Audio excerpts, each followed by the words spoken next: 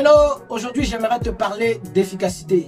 Il y a une très grande différence entre agir et accomplir. Il m'arrive de faire le bilan de ma journée chaque soir.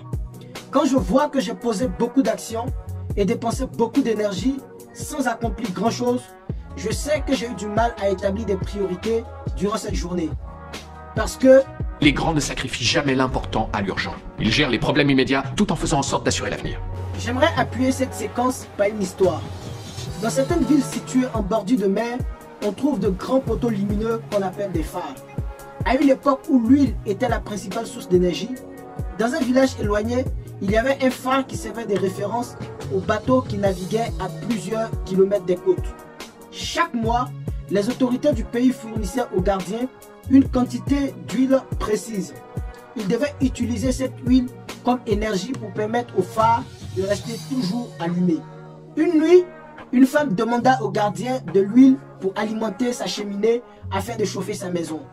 Une autre fois, un monsieur a demandé de l'huile au gardien pour lubrifier une roue de son chariot. Le gardien a reçu plusieurs requêtes semblables de la part de la majorité des villageois. Vu qu'il comprenait leur situation, il donnait un peu d'huile à toute personne qui venait lui en demander. Vers la fin du mois, il n'y avait plus d'huile et le phare s'est éteint. La nuit qui a suivi, il y a eu une violente tempête. Vu que les bateaux ne voyaient plus le phare pour s'orienter, ils ont fait un naufrage et des centaines de personnes sont décédées. Nous avons tous des projets phares qui doivent être nos priorités. Pour certains, leur projet phare, c'est l'obtention d'un diplôme. Pour d'autres, c'est le succès d'une entreprise. Pour d'autres encore, ça peut être la cohésion familiale.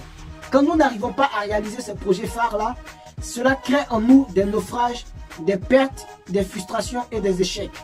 En fait, très souvent, ces catastrophes surviennent parce que nous utilisons notre huile, notre énergie, notre talent, notre temps, notre argent pour faire d'abord des actions qui ne sont pas importantes pour la réalisation de nos projets phares.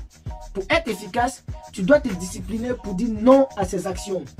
Car même si elles sont légitimes dans la majorité des cas comme les demandes des villageois, elles te rendent moins efficace parce que tes ressources sont limitées.